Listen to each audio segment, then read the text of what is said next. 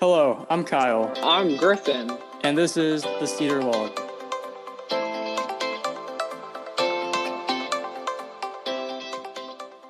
The information for this series on the history of Unami Lodge 1 comes from the book The Brotherhood of Cheerful Service.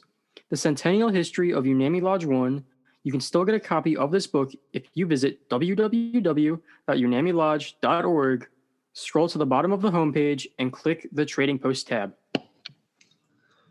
We begin with May 1915, when the Boy Scouts was only 5 years old in America, and Treasure Island operated for just 2 summers. The camp committee of the Philadelphia Council picked E. Erner Goodman as camp director and Carol A. Edson as the assistant camp director. To prepare for this task, Goodman read many books, including Cave's Camp Book, which describes an organization for continuing camp traditions. Armed with this idea and prior experience in 2 fraternal organizations, Goodman had conversations with Edson on this matter. Due to these conversations, the two decided to focus the new organization around the traditions of indigenous peoples, especially the Lenni Lenape. Edson then started to create a ceremony for inducting members and began researching indigenous cultures with the help from Shorty Ralston.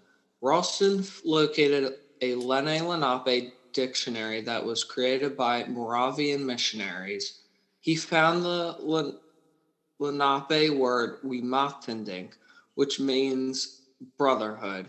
He thought that it would be a good name for the new organization and went to send the word to Treasure Island.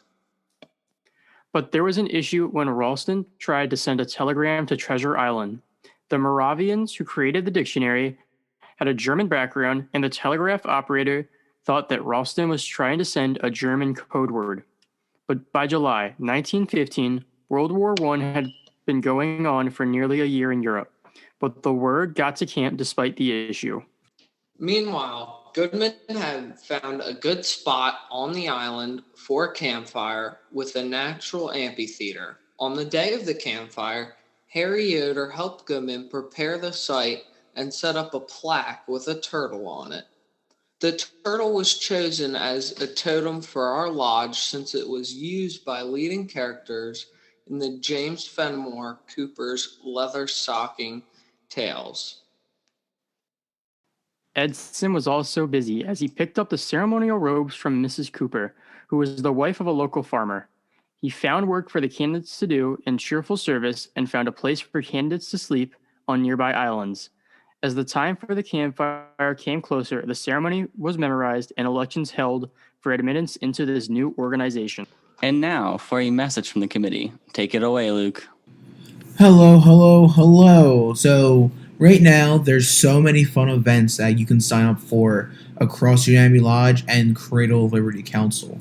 First things first, we have Unami University, which will be held on May 2nd, and it's a completely virtual event you can sign up for right now. Other events, such as the Cradle of Liberty 25th Anniversary Liberty Jam, is coming up May 21st to the 23rd at Muster Scout Reservation.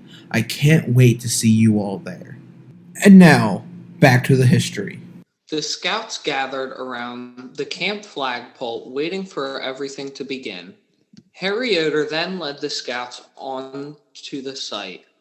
Once there, the scouts see the council fire with Goodman and Edson wearing black robes with a turtle sewn onto them.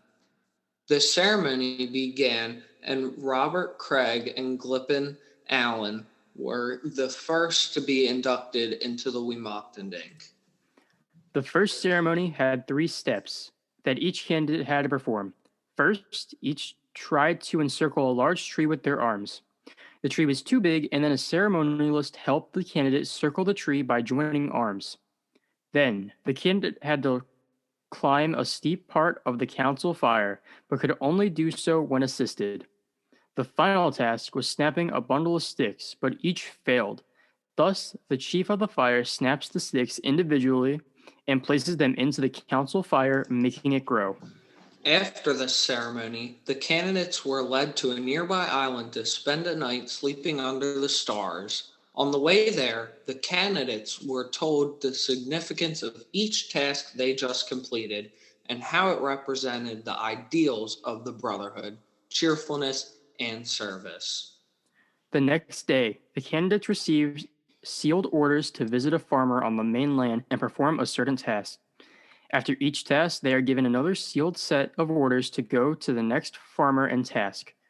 Some of the farmers tried to tempt the candidates to eat or speak despite the candidates being told not to do so.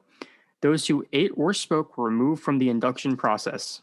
Interestingly, Goodman burned the names of those inducted on the plank with the totem at the ceremonial grounds. In the first summer, 5 ceremonies were conducted with 23 new members inducted. Counting Goodman and Edison, our lodge had 25 members who wore the black sash with white bars. In 1915, Dr. William Hinkle created a ceremony for the second degree, which became known as Brotherhood in the 1930s. Those with this degree wore their sash on the left shoulder. Soon, a third degree, later called Vigil, was created. To earn this degree, someone had to do some heroic act or contribute significantly to our lodge. Goodman kept the first vigil at the Devil's Tea Table on the New Jersey side of the Delaware River. Our lodge held many meetings in 1915, where they formally adopted the arrow and the turtle as symbols of the organization. George Chapman was elected the first chief of our lodge, and the first lodge dinner was held that year. The organization quickly grew to 250 members, and by 1919, other camps became interested. By 1921, other lodges were formed in Trenton, Richmond, New York, Reading, and Chicago. A second lodge was formed for the Philadelphia called Unalachico, based out of Camp Biddle.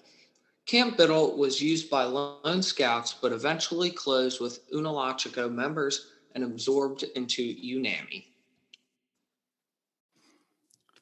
The Cedar Log is a production of the Unami Lodge 1 History Committee. The script for this series was done by Reese, Phil Hittner, and Michael G. Comfort. Audio and editing by Luke, video by Kyle, and hosted by Kyle and Griffin.